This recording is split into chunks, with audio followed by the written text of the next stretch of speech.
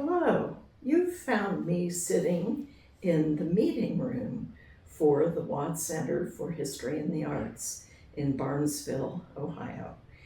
We gathered together people who were interested in local history and saving a really quite amazing old building. The building used to be the office for Watt Car and Wheel Company, which was purchased and moved away from Barnesville in about 1996-7. And as we got organized, we decided to make this a place to remember working people.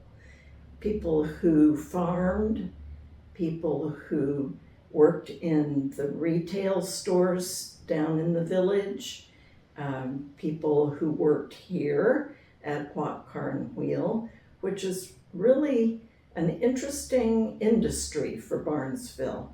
It was founded on a very small scale. It was a foundry. They made window weights and plow points and chimney tops, things that people don't even use today. But in the past, this grew, and as the mining industry grew, then this was the world's largest maker of mine cars at one point. So we like to show off the history from this part of the county. Hope you'll enjoy looking at the displays. I'm imagining that I am one of the bookkeepers, and this is the payroll office. Once a week, the hourly employees, mostly men from this area, would line up in the hall for their pay packets, which we would hand right out this little window. In this building are 6 vaults, which were used to store all sorts of records.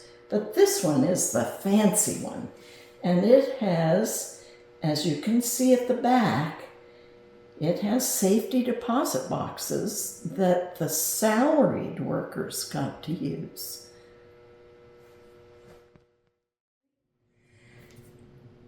We're looking at one of the elaborate pressed metal ceilings.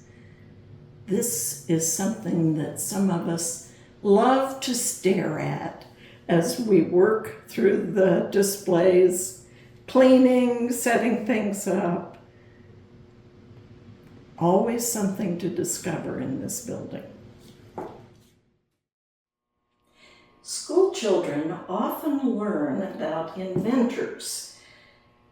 Alexander Graham Bell, that's a familiar name, but I have a feeling you've never heard of Elijah Gray. This was a man who was born right near the village in a Quaker family way back in the 1800s. He was fascinated by all kinds of things, particularly science and sound, and he and, unbeknownst to Alexander Graham Bell, both of them were working on inventing a telephone. What's very interesting is that they both put in their patent applications on February 14th, 1896. Now, whose was on top of the stack of applications? Alexander Graham Bell apparently bribed someone with a $100 bill to put his on top. So now we all know the inventor of the telephone as Bell, but in fact, Elijah Gray had invented it at the same time.